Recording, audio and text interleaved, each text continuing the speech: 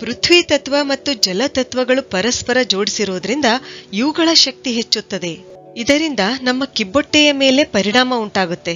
ಸಣ್ಣ ಕರುಳಿನ ನೋವು ಕಡಿಮೆಯಾಗಿ ಕರುಳಿನ ಆರೋಗ್ಯ ಸುಧಾರಿಸುತ್ತೆ. ಇಲ್ಲಿ ಏನಾಗುತ್ತೆ ಅಂದ್ರೆ ಈ ಭಾಗದಲ್ಲಿ, ಕರುಳಿನ ಭಾಗದಲ್ಲಿ ರಕ್ತ ಸಂಚಾರ ಬಲಗೊಳ್ಳುತ್ತೆ. ಹೊಟ್ಟೆಯ ಭಾಗಕ್ಕೆ ಸಂಬಂಧಿಸಿದ ಎಲ್ಲಾ ತೊಂದರೆಗಳನ್ನು ಶಮನ ಮಾಡುವಲ್ಲಿ ಈ ಮುದ್ರೆ ತುಂಬಾನೇ ಒಳ್ಳೆಯದು. ಈ ಮಹಾಶಕ್ತಿ ಮುದ್ರೆ ಮಾಡೋದ್ರಿಂದ ಗರ್ಭಾಶಯದ ಆರೋಗ್ಯದಲ್ಲಿ ಸುಧಾರಣೆ ಕಂಡುಬರುತ್ತೆ. ಆಮೇಲೆ ಮುಟ್ಟಿನ ತೊಂದರೆ ಕೂಡ ಏನಂತಂದ್ರೆ ಇದರಿಂದ ನಿವಾರಣೆ ಆಗುತ್ತೆ.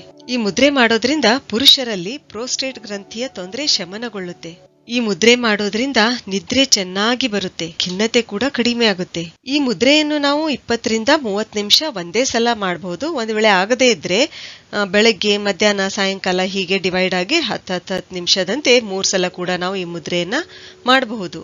ಮಹಾಶಕ್ತಿ ಮುದ್ರೆ ಮಾಡಿದ ತಕ್ಷಣನೇ 5 ರಿಂದ 10 ನಿಮಿಷ ಪ್ರಾಣ ಮುದ್ರೆ ಮಾಡಬೇಕು.